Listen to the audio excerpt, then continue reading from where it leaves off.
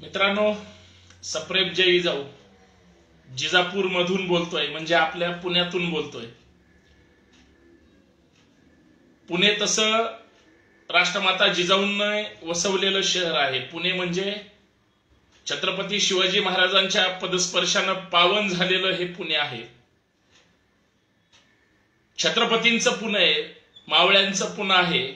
इथल्या सगळ्या मावळ्यांनी, 18 पगड जातीच्या 12 बलुतेदारांच्या सगळ्या मावळ्यांनी स्वतःचं रक्त सांडून स्वराज्य निर्माण केलं. खरं तर छत्रपतींवर सगळ्यात पहिल्यांदा हक्क कुणाचा असेल तर तो मावळ्यांचा आहे. आणि मावळ्यांनी स्वराज्यासाठी जे काही केलंय तो इतिहास आहे. म्हणजे हे पुन्हा कुणाच्या नावाने ओळखलं गेलं पाहिजे तर मावळ्यांच्या, सरदारांच्या, सरसेनापतींच्या नावाने ओळखलं गेलं पाहिजे. जेवढे काही सरदार लढले ते सगळे या 12 मावळातलेच आहेत. पुण्याच्या कानाकोपऱ्यामध्ये, कुठेही पेठांमध्ये, कुठेही जा, मावळे ताकदीनं, भले त्यांचे वंशज असतील, वारसदार असतील, परंतु मावळे म्हणून आज सन्मानाने ते राहतात, जगतात आणि काम करतात. पुणे लोकसभेची निवडणूक आली आणि पुणे लोकसभा किंवा विधानसभा याच्यावर हुकूमत कुणाची असावी? खरं तर मावळ्याची, छत्रपतींच्या मावळ्यांची हुकूमत असली पाहिजे. कारण पुण्याचं वैभव म्हणजे छत्रपती शिवाजी महाराजांच्या मराठ्यांचा इतिहास हा मावळ्याच्या कर्तृत्वावर लिहिला गेलाय. छत्रपतींच्या संघर्षातून, त्यांच्या बुद्धिचातुर्यातून लिहिला गेलाय. आज त्या छत्रपतींच्या मावळ्यांची अवस्था ही पुण्याच्या राजकारणामध्ये खास करून तर दुय्यम आहे असं म्हणायला हरकत नाही. पुण्यावर कुणाचं वर्चस्व असलं पाहिजे? पुण्यावर महाराष्ट्रातल्या आणि खास करून पुण्यातल्या सरदारांचं किंवा मावळ्यांचं असलं पाहिजे? अजिबात नाही. अरे त्यांच्या पदरी असणाऱ्या नौकराचं म्हणा. नंतरच्या काळात शिवशाही संपवून पेशवाई आणली, हा काही इतिहास तुम्हाला लांब नाही. म्हणजे ज्या राजाचा लाल महाल मोठा पाहिजे त्या लाल महालासमोर त्यांच्या पदरी असणाऱ्या माणसाचा शनिवारवाडा मात्र मोठा आहे. आम्हाला काहीच वाटत नाही. पण मला त्याच्या पुढे जाऊन चर्चा करायची.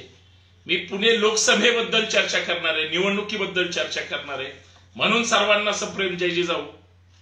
मी आपला मित्र, सहकारी संतोष शिंदे. आणि सगळ्यात महत्वाचं, आपलं या सामाजिक विचारपीठावर हार्दिक स्वागत. विनंती एवढीच आहे, जास्तीत जास्त पुण्यातल्या लोकांमध्ये शेअर करा. सगळ्या पेठांमध्ये, सगळ्या सिटीमध्ये तुमचे कुणीही नातेवाईक असू द्या, ते पुण्यातले असेल तर त्यांच्यापर्यंत ही गेली पाहिजे. व्हिडिओ महत्वाची आहे. पुणे लोकसभेवर ब्राह्मणांचं वर्चस्व का, पुण्यावर ब्राह्मणांचं वर्चस्व का, याच्यावर चर्चा करायची. चर्चा साधी सरळ आहे, टीका नाही. तर आमचं वास्तव आम्हाला शोधण्याची गरज का वाटते? राज्यसभेच्या निवडणुका सुरू झाल्या आणि उमेदवाराचं नाव जाहीर झालं. पुण्यातून कुणाला दिलं? कोथरूडच्या माजी आमदार आणि भाजपच्या नेत्या मेधाताई कुलकर्णी यांना. कुलकर्णींना दिलंय, लक्षात घ्या. म्हणजे कुलकर्णींना दिलेलं असताना कोथरूडची जी जागा आहे, चंद्रकांत पाटलांना कदाचित आता तिकीट तिथं रिपीट मिळेल असं वाटत नाही. पण पुणे लोकसभेवर एका बाजूला कुलकर्णींना राज्यसभा आणि सुनील देवधर नावाचे जे भाजपचे राष्ट्रीय सचिव होते, जे बाहेरचे आहेत, आता पुण्यामध्ये त्यांना काम करायला सांगितलंय. अगोदर सुद्धा बापट साहेब होते, गिरीश बापट साहेब. आकस्मिक निधनाने पुणेकरांना त्या ठिकाणी सोडून गेले. जागा रिक्त आहे. पोटनिवडणूक होणार होती पण झाली नाही. पण त्या जागेवर आता एक बापट गेले किंवा एक ब्राह्मण त्या ठिकाणी बाजूला झाले. आता देवधर नावाचे इथं संघाच्या मुशीतले असू द्या, भाजपच्या मुशीतले असू द्या, परंतु इथल्या बहुजनांवर, इथल्या मराठ्यांवर, म्हणजे इथला मावळा कोणी चालणार नाही. तर राज्यसभा सुद्धा ब्राह्मणांनाच आणि आता लोकसभा सुद्धा काम करायला सांगितलंय. मी काय खोटं नाही बोलत. मोदींच्या कामाची जी काही रॅली सध्या सगळीकडे सुरू आहे ती रॅली सुद्धा इथं काढण्याचं नियोजन याच देवधरांचं आहे.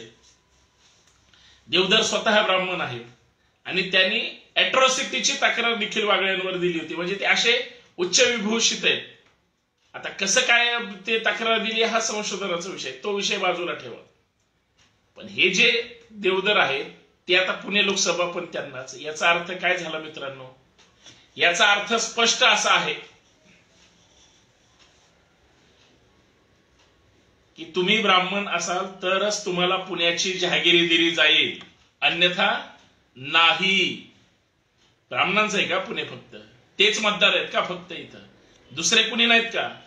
म्हणजे त्या 4-4.5 लाखावर सगळ्यांचं लक्ष आहे.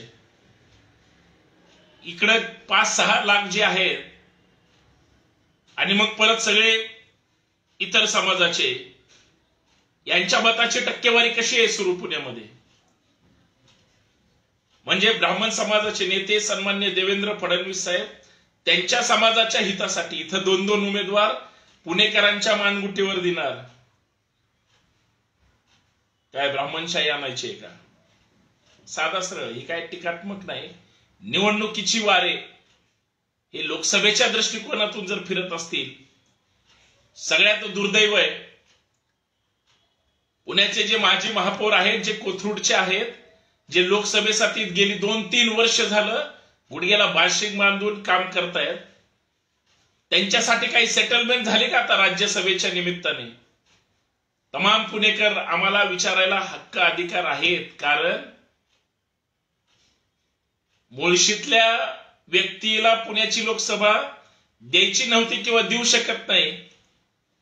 आणि शेवटी वर्णवर्चस्व वादी चौकटीतून विचार केला तर शूद्रांना पुणे लोकसभेची उमेदवारी कुठल्याही पक्षाच्या असू द्या मिळणार आहे की नाही हा सुद्धा एक संशोधनाचा विषय आहे. आणि त्याचं कळस हे भाजपने गाठलाय. छत्रपती शिवाजी महाराजांच्या कर्तृत्वाने नटलेल्या आणि विचाराने मोठ्या झालेल्या आपल्या राज्याला, आपल्या पुण्याला तुम्ही समतेच्या चष्म्यातून पाहिलं पाहिजे. मला अभिमान आहे, मेधाताईंना उमेदवारी दिली, त्यांचं अभिनंदन सर्वप्रथम. आणि मी सुरुवातीला सुद्धा आणि याच्या अगोदर सुद्धा त्यांच्यावर ज्या ज्या वेळेस अन्याय झाला त्या त्यावेळेस म्हटलं मेघाताईंना संधी दिली, तो त्यांचा हक्क असेल. पण जातवर्ण व्यवस्थेचं काय करायचं? देवधर साहेबांना तिथं उमेदवारी दिली जाणार आहे. पुण्यातलेत का? आता पुणेकरांवर उमेदवार सुद्धा लोकसभेला बाहेरचे लादणार तुम्ही? पुणेकर जागेत की झोपलेले? चाणाक्ष पुणेकर आहे म्हणताय ना. म्हणजे कुणीही पक्षाने उमेदवार दिला म्हणजे त्याच्या मागे सगळे पळणार का? हा काय प्रकार आहे? याच्यावर कोणी चर्चा करणार आहे की नाही, बोलणार आहे की नाही, आपलं मत तरी व्यक्त करणार आहे की नाही? आणि सगळ्यात महत्वाचं हे तुम्ही सुद्धा आत्मपरीक्षण, हा जो काही मनवादी व्यवस्थेचा पगडा इथल्या मराठा बहुजनांवर आणि खास करून पुणेकरांवर लादण्याचं काम होतंय आणि इथल्या कुणालाच उमेदवारी नाही, तो द्यायचा का नाही द्यायचा तुमचा हक्क अधिकार आहे. म्हणजे सगळं सोयीनं होत असेल तर विचार करणं गरजेचं आहे. हा पुणे परगणा मावळ्यांचा आहे का अजून कुणाचा आहे? बरं, आम्ही काही चुकीचं बोलत असेल तर मला सांगा की माझी जी काही मांडणी आहे ती कदाचित चुकीची आहे. लोकसभा बापट साहेबांना होती ना, कसबेचे विधानसभेचे ते आमदार होते, 3 टर्म लोकसभा त्यांना दिली. कोथरूडमध्ये ज्यावेळेस चंद्रकांत, मी जातीवाद नाही करत, जर कुणाला वाटत असेल तर त्याचं एक उत्तम उदाहरण मेधाताईंचंच देतो मी. ज्यावेळेस कोथरूडमध्ये मेधाताईंना पहिली टर्म दिली, दुसऱ्या टर्मला बसवलं आणि उमेदवारी दिली नाही भाजपने आणि चंद्रकांत दादांना कोल्हापूरवरून इथं आयात केलं. मेधाताई अक्षरशः विरोधात होत्या चंद्रकांत दादांच्या. त्यावेळेस ब्राह्मणांचा एक गट म्हणला की ब्राह्मण समाजाला पुण्यातून उमेदवारी दिली गेली पाहिजे, कोथरूड मधून तर दिलीच पाहिजे, कारण कोथरूडचं 80% मतदार म्हणे ब्राह्मण समाजाचे. हा जातीवाद त्यांचा नाहीये का? मी जर आता त्याच्यावर भूमिका घेत असेल तर तुम्हाला वाटत असेल. बरं, सगळ्यात महत्वाचं, लोकसभेला पण परत आता जी काही निवडणूक होणार आहे तिथं पण देवधर साहेब, बरं ते पण बाहेरचे उमेदवार. काय चाललंय भाजपमध्ये, काय चाललंय RSS मध्ये?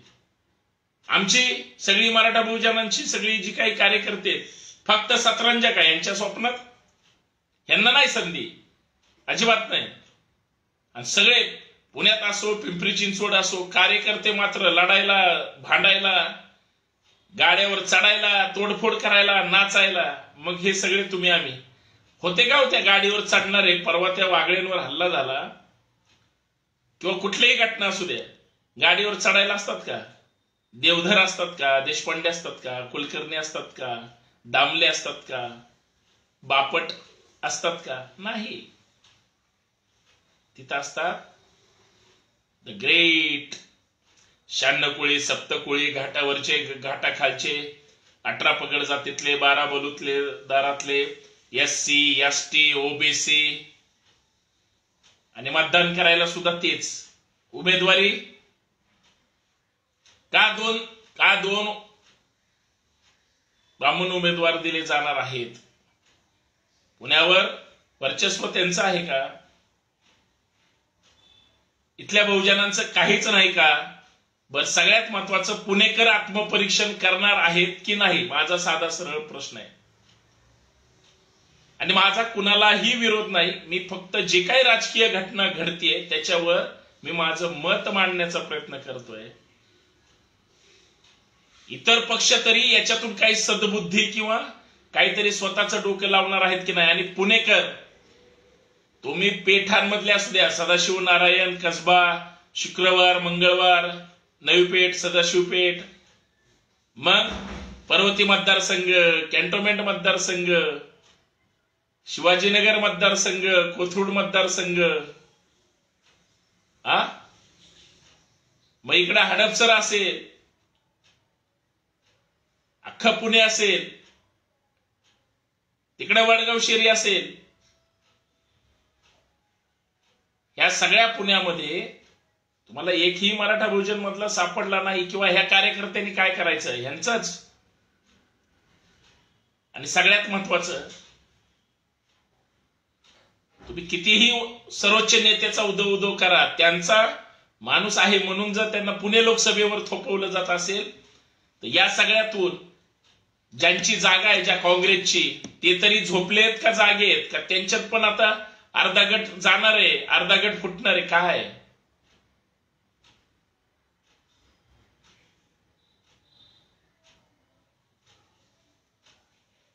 आणि मी नेहमी सांगतो, आणि ती म्हण आहे माझं पण वाक्य नाही, भटाला दिली ओसरी आणि भट हातपाय पसरे. आता तर अख्खा मतदारसंघ नाही, महाराष्ट्र नाही, देशच, सत्ताच त्यांच्या हातात आहे. बरं, इथं टीका करून नाही, वास्तवावर चर्चा करतोय म्हणून मला बोलावंसं वाटतंय. चुकीचं आहे का माझं काही? पुणेकर आता कुणाला मतदान देणार? बरं, उमेदवार, बाहेरचा उमेदवार भाजप देणार असेल तर उमेदवार म्हणून लोक त्यांना मतदान करणार का? तुमच्याकडे कोणी उमेदवार नाही, राज्यसभा पण त्यांना, लोकसभा पण त्यांना. मग आता राहिल्या 8 विधानसभा, त्या पण 8च्या 8 त्यांना देऊन टाका. आहेत त्यांच्याकडे नेते, नाही तर बिनविरोध देऊन टाका. जशी आता राज्यसभा बिनविरोध होईल तशी विधानसभा बिनविरोध करून टाकू. 8च्या 8 ब्राह्मण समाजाचं एकमुखी वर्चस्व, सगळे पुणेकर भटाळले म्हणून सांगा आणि 8ची जागा त्यांना देऊन टाका. बाकी तुमचा स्वाभिमान अभिमान मग इकडं बाकीच्या ह्याच्यामध्ये. अशी परिस्थिती, हे खरं वास्तव आहे की नाही? यातून तरी तुम्ही आम्ही सुधारणार आहोत की नाही, संशोधनाचा विषय. पण मी जेवढ्या पुणेकरांसोबत सकाळपासून बोललो, आणि विशेष म्हणजे मी भाजपच्या बोललो, भाजपच्या समर्थक पडद्यामागच्या सगळ्या इतर विंगच्या लोकांशी बोललो, काँग्रेस असेल, राष्ट्रवादी असेल, मनसे असेल, संभाजी ब्रिगेड असेल, अजून RPI असेल, सगळ्या नेत्यांशी, खास करून माझ्या जे संपर्कात आहेत.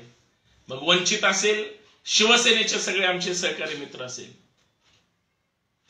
हे सगळ्या लोकांशी ज्यावेळी चर्चा केली त्यावेळेस ते म्हणले अरे हे तर चुकीच चाललंय. इव्हन भाजपमधल्या लोकांमध्ये सुद्धा धुसफूस सुरू आहे. बाहेरचा उमेदवार का लादला जातोय. आता राज्यसभा सुद्धा दुसऱ्या प्रचंड नाराज त्यांच्यातले लोक आहेत.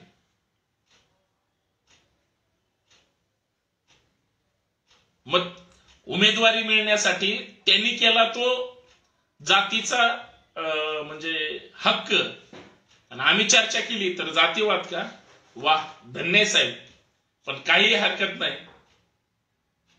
आमच्या लोकांनी काय आत्मपरीक्षण करावं, पुणेकरांनी काय विचार करावा हा आता इथून पुढच्या काळामध्ये, कारण हे लोकसभेच्या दृष्टिकोनातून देशाच्या हितासाठी विचार करणं गरजेचं आहे.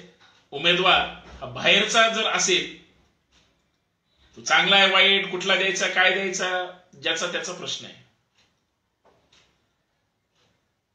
पण याच्यातून ज्यांची लोकसभेची जागा आहे त्या काँग्रेसनी काहीतरी बोध घ्यावा, आणि सगळ्यात महत्वाचं उमेदवार सुद्धा स्ट्रॉंग द्यावा, आणि सगळ्यांना विश्वासात घ्यायचं नाही हे त्यांनी ठरवलेलंच आहे.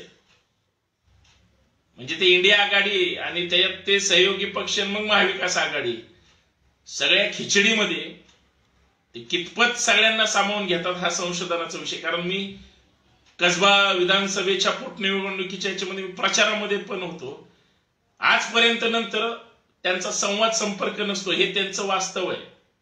भले काँग्रेसचा उमेदवार असेल निवडून आला असेल, पण लढणाऱ्या हाताला सुद्धा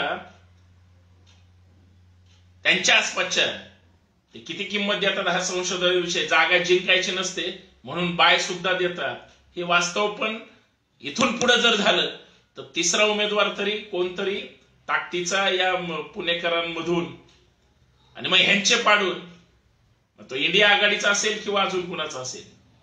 लोक विचार करायला लागले, फक्त विचार केला गेला पाहिजे. त्याचं कारण असं आहे, आता जर तुम्ही नाही विचार केला आणि बाहेरचे उमेदवार हे सगळे लोक थोपत असतील आणि एकाच जात समूहाचे असतील तर फार अवघड आहे.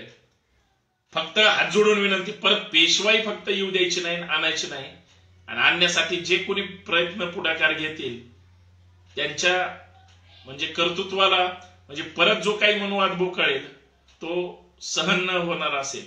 बाकी आपण पुणेकर आणि महाराष्ट्रातली जनता सुज्ञ आहात, पण मी बोलतोय ते खरंय का नाही. राज्यसभा दिली, ताईंचं अभिनंदन परत एकदा. मग लोकसभा सुद्धा त्यांच्याच ह्याला का, याच्यावर पुणेकरांनी विचार करावा. धन्यवाद. आणि विनंती आहे तमाम पुणेकरांना जे ऐकत असतील, प्रत्येक पुणेकरांपर्यंत ही खदखद जरी पोहोचली तरी खूप झालं. जास्तीत जास्त शेअर करा. धन्यवाद.